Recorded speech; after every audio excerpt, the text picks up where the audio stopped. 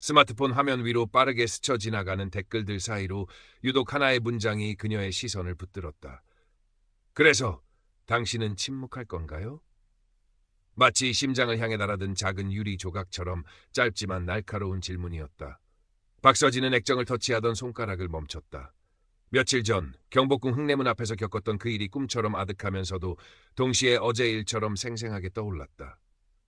불쾌함과 당혹감, 그리고 무엇보다 깊은 모멸감이 다시금 파도처럼 밀려왔다. 침묵이라니. 그럴 생각은 애초에 없었다. 다만 어디서부터 어떻게 이 부당함을 알려야 할지 그 방법을 찾지 못했을 뿐이다. 화창한 5월의 어느 날이었다. 서진은 오랜만에 찾은 서울의 봄을 만끽하고 있었다. 여행 콘텐츠 크리에이터인 그녀에게 서울은 언제나 새로운 영감과 이야기를 선물하는 도시였다. 북촌의 고즈넉한 한옥 처마 밑에서 마시는 따뜻한 차 한 잔, 인사동 골목길을 채우는 다채로운 공예품들, 그리고 지금 그녀가 서 있는 광화문 광장의 드넓은 풍경까지. 카메라 렌즈를 통해 세상을 담아내는 그녀의 눈은 유난히 반짝였다. 목에는 어머니가 물려주신 작은 백제 금동대양로 모양의 은 목걸이가 반짝였다. 단순한 장신구가 아니었다. 그것은 그녀의 뿌리이자 자부심, 그리고 세상을 향해 당당하게 나아가라는 어머니의 무언의 응원이었다. 유학 시절 낯선 땅에서 겪었던 미묘한 시선과 보이지 않는 벽 앞에서 움츠러들 때마다 서진은 이 목걸이를 만지작거리며 용기를 얻곤 했다. 경복궁으로 향하는 발걸음은 가벼웠다. 수많은 국내외 관광객들로 붐비는 흥내문 앞, 위풍당당하게 서 있는 수문장들의 모습은 언제 봐도 인상적이었다. 붉고 푸른 전통 복식이 파란 하늘과 어우러져 한 폭의 그림 같았다. 서진은 카메라를 들어 그 모습을 담기 시작했다. 바로 그때였다. 한쪽에서 작은 소란이 일었다. 관광객 안내를 맡고 있는 듯한 경찰관 한 명이 나이 지긋한 할머니를 향해 고압적인 목소리로 윽박지르고 있었다. 할머니는 광장 한편에서 직접 만든 작은 액세서리를 팔고 계신 듯했고 경찰관은 그것을 문제 삼는 모양이었다. 할머니, 여기서 이러시면 안 된다고 몇 번을 말씀드립니까? 빨리 자리를 치우세요. 여긴 노점상 하는 데가 아닙니다. 경찰관의 목소리는 필요 이상으로 날카롭고 위압적이었다. 할머니는 어쩔 줄 몰라 하며 작은 목소리로 조금만 더 있다가 가려고 했어요, 총각. 하고 말끝을 흐렸다. 경찰관의 제복 왼쪽 가슴에는 경사 김민준이라는 이름표가 붙어 있었다. 그는 20대 후반에서 30대 초반으로 보이는 젊은 경찰이었지만 그의 표정에는 나이를 가늠하기 어려운 권위의식과 냉담함이 서려 있었다. 그는 할머니의 사정은 아랑곳하지 않고 마치 벌레를 쫓듯 손짓하며 계속해서 자리를 치우라고 다그쳤다. 주변의 관광객들은 잠시 시선을 보냈지만 이내 무관심한 표정으로 각자의 길을 갔다. 몇몇 외국인 관광객들은 이해할 수 없다는 듯 어깨를 으쓱이며 지나쳤다. 서진은 미간을 찌푸렸다. 물론 규정은 규정일 것이다. 하지만 저렇게까지 모욕적인 방식으로 대해야 하는 걸까? 할머니의 얼굴에는 깊은 수치심과 절망감이 어려 있었다. 그 순간 김민준 경사의 시선이 잠시 서진에게 머물렀다. 그의 눈빛에는 어떤 감정도 담겨있지 않았지만 서진은 본능적으로 그 시선이 자신을 향한 무언의 경고임을 느꼈다. 당신도 끼어들 생각 마시오. 마치 그렇게 말하는 듯했다. 서진은 잠시 망설였다. 이국 땅도 아닌 내 나라 내 땅에서 벌어지는 일이었다. 그리고 저 경찰관의 태도는 분명 도를 넘어서고 있었다. 그녀 안에 무언가가 꿈틀거렸다. 과거 유학 시절 제대로 항변조차 못하고 속으로만 사겨야 했던 그 무력감이 떠올랐다. 그때와는 달라야 했다. 결국 할머니는 눈물을 글썽이며 좌판을 거두기 시작했다. 김민준 경사는 그 모습을 싸늘하게 지켜보다가 마치 아무 일도 없었다는 듯 다시 관광객들 사이를 어슬렁거렸다. 서진은 카메라를 잠시 내려놓고 그에게 다가갔다. 저기 경사님. 김민준 경사가 천천히 고개를 돌렸다. 그의 눈에는 여전히 어떤 감정도 실려있지 않았다. 아니, 어쩌면 아주 미세한 귀찮음과 경멸감이 스쳐 지나갔을지도 몰랐다. 무슨 일이시죠? 그의 목소리는 건조했다. 방금 그 할머니께 너무 심하게 대하신 것 아닙니까? 물론 규정을 어기셨을 수도 있지만 그렇게까지 모욕적으로. 김민준 경사의 입가에 희미한 비웃음 같은 것이 떠올랐다 사라졌다. 아가씨, 경찰 업무에 방해되는 발언은 삼가주시죠. 규정은 규정입니다. 그리고 저는 제 임무를 수행했을 뿐입니다. 그는 아가씨라는 호칭에 의도적인 깎아내림을 담았다. 임무 수행도 정도가 있는 법이죠. 저분은 명백히 약자셨고 경사님의 태도는 약자요? 김민준 경사가 서진의 말을 잘랐다. 그의 눈빛이 조금 더 차가워졌다. 법 앞에서는 모두가 평등합니다. 그리고 아가씨가 뭔데 제 업무 방식을 평가하려 드는 겁니까? 혹시 저 할머니랑 무슨 관계라도 되시는 건가요? 아니면 그냥 정의감에 불타는 오지랖 넓은 시민? 그의 말투는 이제 노골적으로 비아냥거리고 있었다. 서진은 순간 말문이 막혔다. 정의감에 불타는 오지랖 넓은 시민. 틀린 말은 아니었다. 하지만 그의 말투에는 내까짓게 뭘 안다고 하는 무시가 짙게 배어 있었다. 분노가 치밀어 올랐지만 서진은 애써 감정을 누르며 차분하게 말했다. 저는 단지 부당한 처사에 대해 이야기하고 있는 겁니다. 시민으로서 충분히 할 수 있는 말이라고 생각하는데요. 부당한 처사라. 김민준 경사는 잠시 서진을 위아래로 훑어보았다. 마치 그녀의 가치를 매기기라도 하는 듯한 무례한 시선이었다. 아가씨, 요즘 세상이 얼마나 험한 줄 아십니까? 저런 식으로 동정심에 호소해서 법을 어기는 사람들이 한둘인 줄 아세요? 그렇게 감성적으로 대처하다가는 공권력이 무너집니다. 아시겠어요? 그의 말은 교묘하게 논점을 흐리고 있었다. 서진이 문제 삼은 것은 법 집행 그 자체가 아니라 그 방식의 부당함이었는데도 말이다. 저는 감성적으로 대처하라는 게 아닙니다. 최소한의 존중은 보여야 한다는 겁니다. 경사님의 제복은 시민을 보호하고 봉사하기 위해 입는 것이지 약자를 윽박지르고 모욕하라고 주어진 권위의 상징이 아니라고 생각합니다. 서진의 목소리가 조금씩 떨려 나왔지만 그녀는 물러서지 않았다. 김민준 경사의 얼굴이 순간 굳어졌다. 그는 잠시 아무 말도 하지 않고 서진을 노려보았다. 그 짧은 침묵 속에서 서진은 알 수 없는 압박감을 느꼈다. 그의 눈빛은 마치 더 이상 선을 넘지 말라고 경고하는 듯했다. 아가씨, 더 이상 할 말 없습니다. 공무집행 중이니 비켜주시죠. 그는 일방적으로 대화를 끝내고는 서진을 지나쳐 가려 했다. 서진은 그의 앞을 막아서지는 못했다. 하지만 이대로 물러설 수는 없었다. 그녀는 그의 등 뒤에 대고 외쳤다.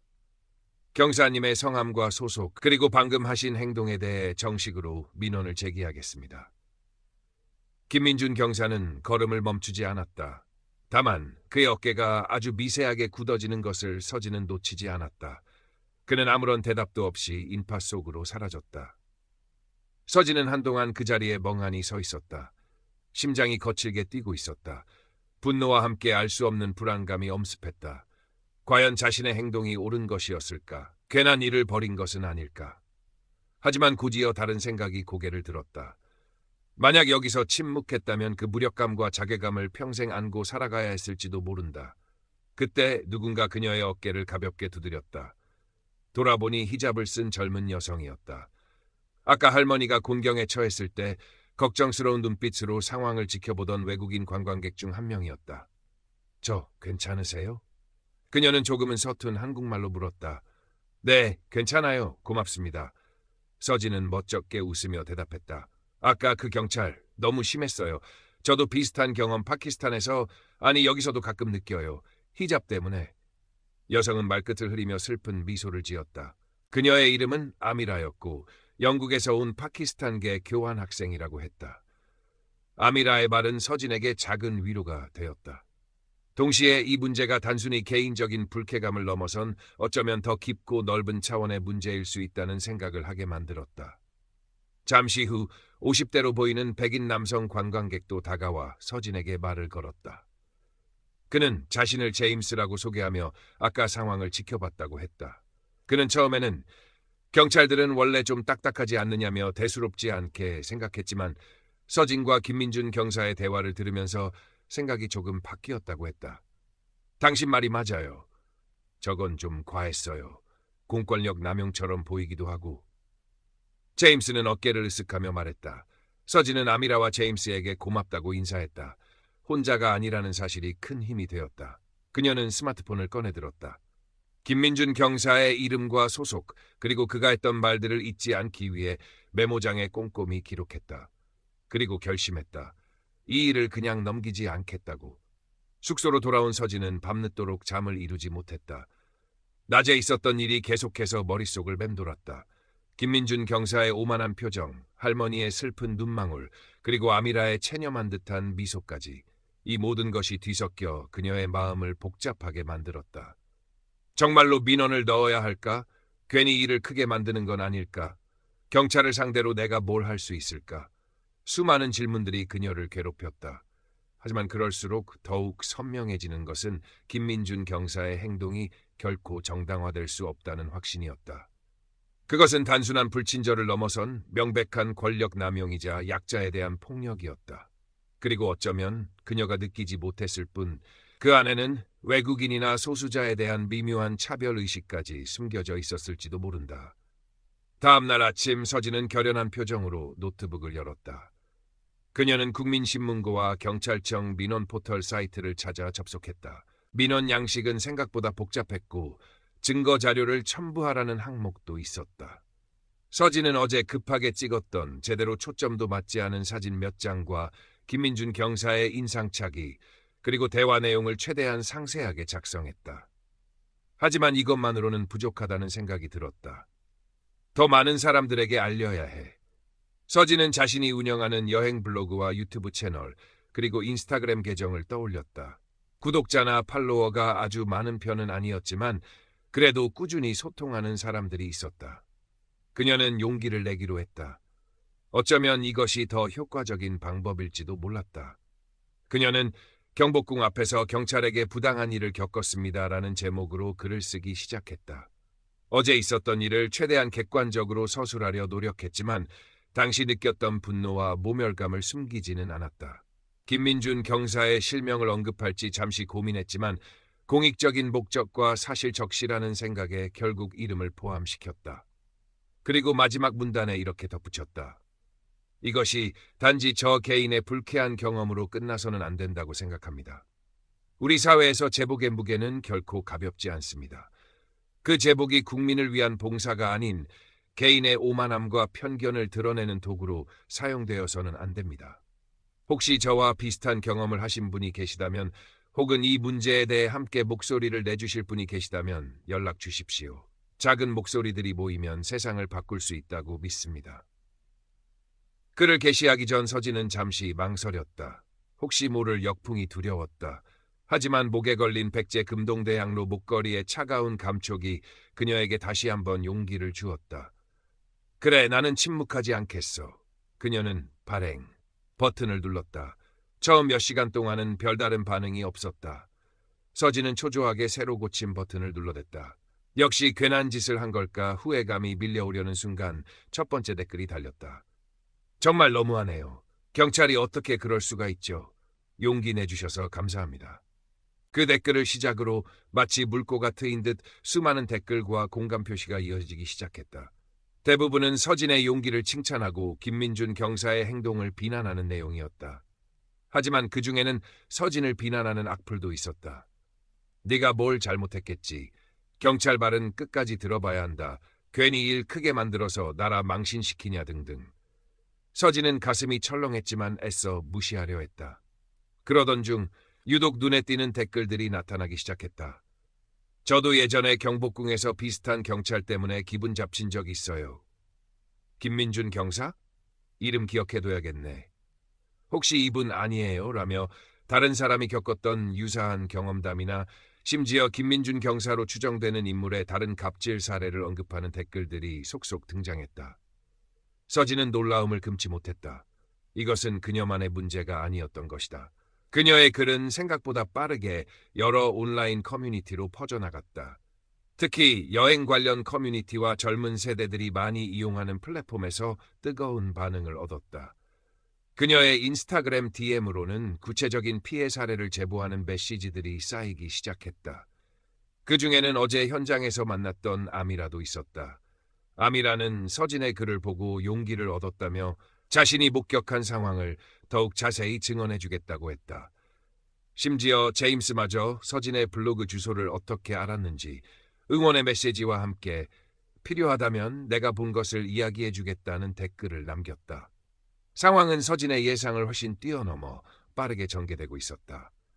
그녀의 글은 단순한 개인의 하소연을 넘어 공권력 남용과 일상 속 차별에 대한 사회적 담론으로 확장될 조짐을 보이고 있었다. 한편으로는 두려움도 커졌지만 다른 한편으로는 옳은 일을 하고 있다는 확신이 그녀를 더욱 단단하게 만들었다. 며칠 후 한 온라인 뉴스 매체의 기자로부터 연락이 왔다. 서진의 글을 보고 취재를 하고 싶다는 내용이었다. 서진은 잠시 망설였지만 이 문제를 공론화할 수 있는 좋은 기회라고 생각하고 인터뷰에 응하기로 했다. 그녀는 기자에게 자신이 겪었던 일과 다른 사람들의 제보 내용을 차분하게 설명했다. 다만 아직 확인되지 않은 사실에 대해서는 신중한 태도를 유지했다. 인터뷰 기사가 나간 후 파장은 더욱 커졌다. 주요 포털 사이트 실시간 검색어에 경복궁 경찰 갑질이라는 키워드가 오르내렸고 경찰청 홈페이지 자유 게시판에는 진상규명을 요구하는 글들이 쇄도했다. 서진의 SNS 계정은 그야말로 폭주 상태였다. 응원과 지지의 메시지도 많았지만 김민준 경사의 지인으로 추정되는 사람들의 악의적인 비난과 신상털이 시도까지 이어졌다. 서진은 잠시 모든 것을 내려놓고 싶을 만큼 심적인 고통을 겪었지만 아미라를 비롯한 주변 사람들의 격려와 수많은 네티즌들의 응원 덕분에 간신히 버틸 수 있었다. 마침내 경찰청 감찰과에서 서진에게 연락이 왔다. 정식으로 조사를 시작하겠다는 통보였다. 서진은 감찰과에 출석하여 자신이 경험하고 기록한 모든 것을 진술했다. 아미라는 역시 참고인으로 출석하여 자신이 목격한 바를 증언했다. 제임스도 국제전화를 통해 비공식적으로 남아 자신이 본 상황을 전달했다. 조사가 진행되는 동안 김민준 경사는 모든 혐의를 부인하는 것으로 알려졌다. 그는 서진이 규정을 어기고 자신의 정당한 공무 집행을 방해했으며 오히려 자신이 피해자라고 주장했다. 그의 동료들 역시 그를 옹호하는 진술을 했다. 상황은 쉽게 결론이 날 것처럼 보이지 않았다. 서진은 지쳐갔다. 싸움은 생각보다 길고 험난했다. 때로는 모든 것을 포기하고 평범한 일상으로 돌아가고 싶다는 유혹도 느꼈다. 하지만 그럴 때마다 그녀는 자신에게 되물었다. 그래서 당신은 침묵할 건가요? 그 질문은 여전히 그녀의 심장을 날카롭게 찔렀다. 시간이 흘러 경찰청의 최종 조사 결과가 발표되었다. 결과는 서진에게 절반의 승리만을 안겨주었다. 김민준 경사의 일부 부적절한 언행과 고압적인 태도는 인정되었지만 인종차별이나 의도적인 직권남용 혐의에 대해선 증거 불충분으로 판단되었다. 그는 품위 유지 의무 위반으로 경고 처분을 받는 데 그쳤다. 서진은 허탈했다. 이것이 과연 정의일까? 그녀의 싸움은 결국 이것뿐이었을까? 하지만 결과를 담담히 받아들이기로 했다. 완벽한 승리는 아니었지만 그녀의 목소리가 결코 의미 없지는 않았다는 것을 알기 때문이었다. 김민준 경사는 최소한 자신의 행동이 문제가 될 수 있다는 것을 인지했을 것이고 경찰 조직 전체에도 작게나마 경종을 울렸을 것이다. 그리고 무엇보다 그녀의 용기가 다른 누군가에게 또 다른 용기를 주었을 것이라는 믿음이 있었다. 실제로 서진의 사건 이후 온라인에서는 공권력 남용이나 일상 속 차별에 대한 경험을 공유하고 연대하려는 움직임이 더욱 활발해졌다. 작은 목소리들이 모여 만들어낸 공론의 장은 쉽게 사라지지 않았다. 서진은 다시 카메라를 들었다. 그녀는 이번 경험을 바탕으로 새로운 콘텐츠를 기획하기 시작했다.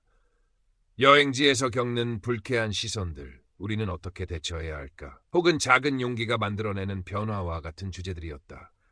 그녀의 렌즈는 이제 단순히 아름다운 풍경만을 담는 것이 아니라 그 이면에 숨겨진 사람들의 이야기와 사회의 다양한 모습들을 향하고 있었다. 얼마 후 서진은 다시 경복궁을 찾았다. 그날의 기억이 떠올라 마음이 편치만은 않았지만 일부러 외면하고 싶지는 않았다.